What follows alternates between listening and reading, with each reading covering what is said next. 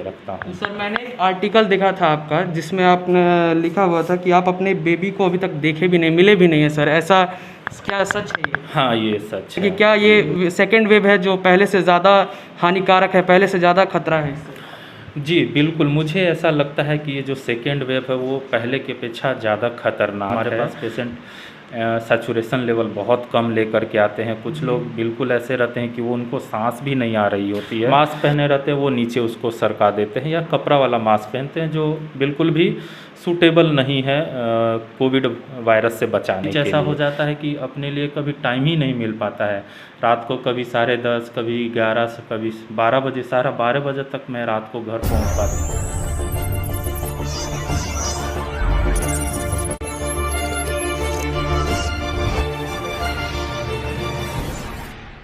नमस्कार दोस्तों, मैं हूं प्रभाकर मिश्रा और आप लोग देख रहे हैं राइज अप बिहार। आज हमारे साथ हैं पटना एम्स के डॉक्टर अमित कुमार सर, और ये वही डॉक्टर हैं जिन्होंने इस कोरोना महामारी में मेरी पूरी फैमिली की जान बचाई थी। तो सर एक डॉक्टर ही नहीं बल्कि एक नेक दिल इंसान भी हैं। जब भी कोई इनको फ़ोन करता है तो मैंने भी, जब मेरे घर पे सिचुएशन हुआ था तो मैंने इन्हें फ़ोन किया था और सर रात में 1 बजे आए थे। और हमारी पूरी टीम की ओर से सर आपको और जितने भी डॉक्टर्स हैं इस महामारी में जो लोगों का रक्षा करते हैं उनको हमारी टीम की ओर से बहुत बहुत धन्यवाद है sir. Thank you so sir much. जैसा कि आप जानते हैं कि पिछले 2-3 महीनों से कोविड का जो सेकेंड वेव है वो स्टार्ट हुआ है और आप लोगों को भी जो परेशानी है वो बहुत ज़्यादा बढ़ गई है। ऐसे में आप क्या कहेंगे सर, कैसे अपना लाइफ जो है आप मतलब चला रहे हैं सर? ऐसा है कि हम लोगों की तो सच में बहुत ज़्यादा परेशानी बढ़ गई है।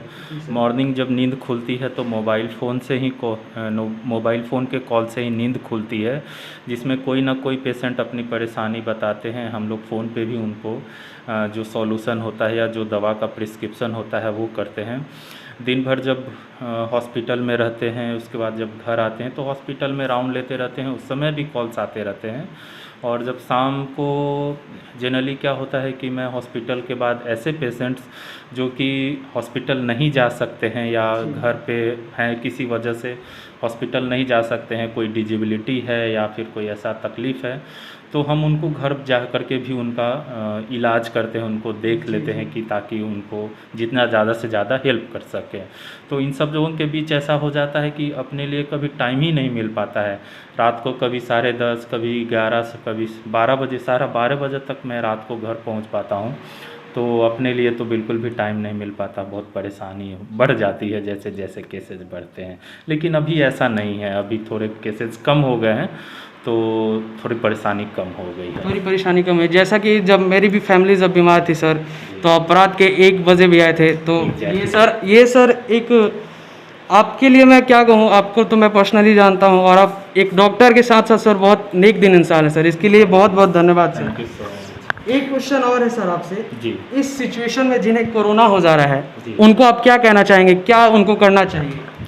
देखिए, corona maximum time self limiting disease है। ये ऐसे लोगों को जिनको कोई कोमॉर्बिडिटीज़ नहीं होती उनको कोई बहुत ज़्यादा हानि नहीं पहुंचाती है, लेकिन जिनको कोमॉर्बिडिटी होती है उनको बहुत ज़्यादा परेशानी होती है। तो कोरोना होने पे घबराने की ज़रूरत नहीं है।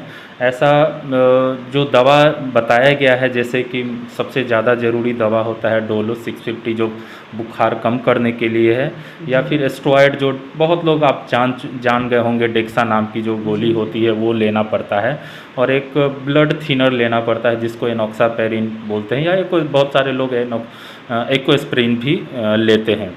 तो ये दवाइयाँ लेनी चाहिए, टाइम से लेनी चाहिए, और जब तक ज़रूरत ना हो तब तक हॉस्पिटल जाने की ज़रूरत नहीं है।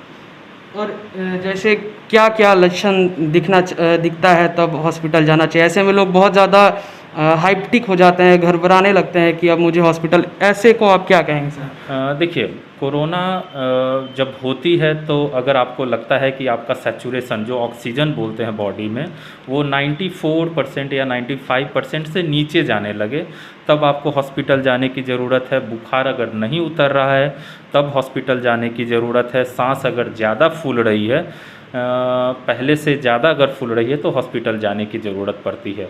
अगर जिन लोगों को ऐसी तकलीफ़ नहीं है उनको हॉस्पिटल जाने की ज़रूरत नहीं है, सारी लक्षण जो है वो घर पे रह कर के ही कम हो जाती है।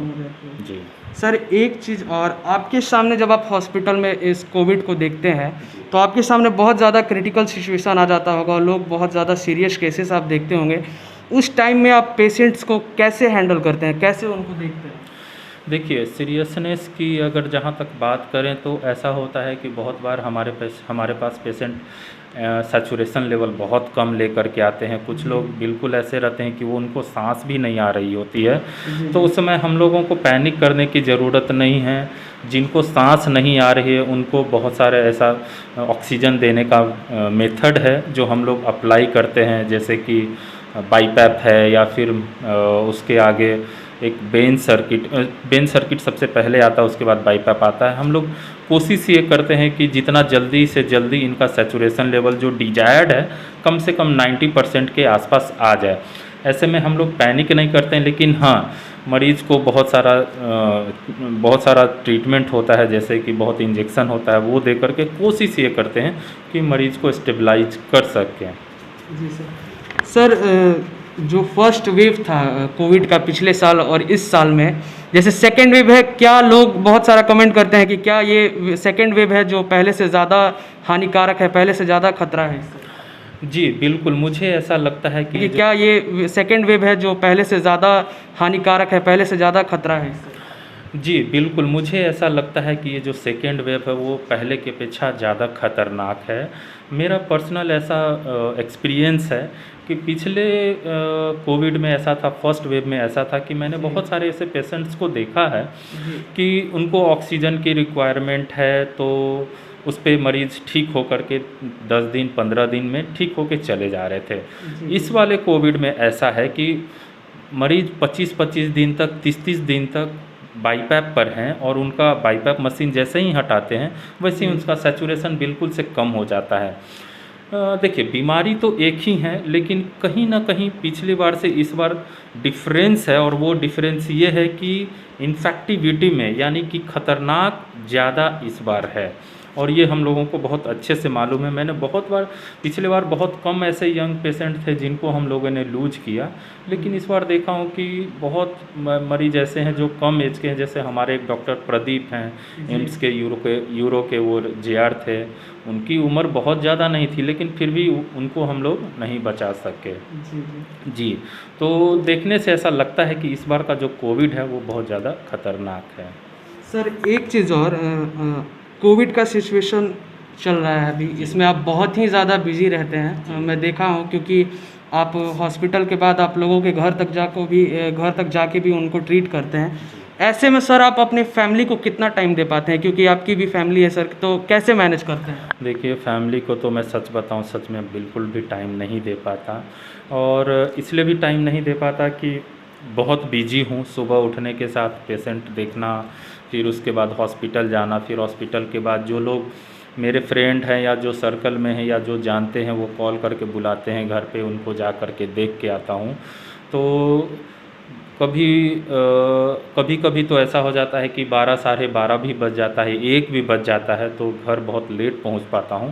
और अगर घर पहुंच भी जाता हूं तो लोगों को दूर ही रखता हूं, क्योंकि एक टर्म होता है आइसोलेशन का, तो आइसोलेट करके मैं रहता हूं, ताकि मुझे अगर इन्फेक्शन हो तो कम से कम जो मेरी बेबी है 3 महीने की भी अभी नहीं हुई है तो उनको इन्फेक्शन ना लगे, वाइफ को इन्फेक्शन ना लगे, या घर के जो मम्मी पापा हैं उनको भी इन्फेक्शन ना लगे, इसलिए उनसे दूरी बना करके रखता हूँ। सर, मैंने एक आर्टिकल देखा था आपका जिसमें आपने लिखा हुआ था कि आप अपने बेबी को अभी तक देखे भी नहीं, मिले भी नहीं है सर, ऐसा क्या सच है ये? हाँ, ये सच है जी। तो सर, सबसे पहले आपको बहुत बहुत धन्यवाद फिर से एक बार कि आप इतना लोगों का रक्षा कर रहे हैं। सर, आप अपने तरफ से क्या कहेंगे जो लोग मास्क नहीं लगाते हैं, और या फिर जो लोग कोरोना से बहुत ज़्यादा डरते हैं, उन लोगों को आप अपने तरफ से एक मैसेज क्या देना चाहेंगे पब्लिक को? सर देखिए, कोरोना से डरने की ज़रूरत नहीं है।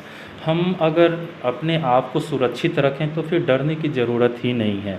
सुरक्षा में क्या करना है, जैसे हमें मास्क पहनना है और अच्छे से मास्क पहनना है, अच्छी क्वालिटी की मास्क पहनना। कपड़ा वाला जो मास्क होता है वो अच्छा नहीं होता, उसमें से वायरस पास कर सकते हैं तो हमें इन्फेक्शन हो जाता। बहुत सारे लोग क्या करते हैं, मास्क पहने रहते हैं, वो नीचे उसको सरका देते हैं, या कपड़ा वाला मास्क पहनते हैं जो बिल्कुल भी सूटेबल नहीं है कोविड वायरस से बचाने के लिए। दूसरा चीज़ है सोशल डिस्टेंसिंग। हमें सोशल डिस्टेंसिंग का पालन करना चाहिए, और ध्यान हमें ये रखना चाहिए कि अगर हमें ज़रूरत नहीं है तो हमको घर में ही रहना चाहिए।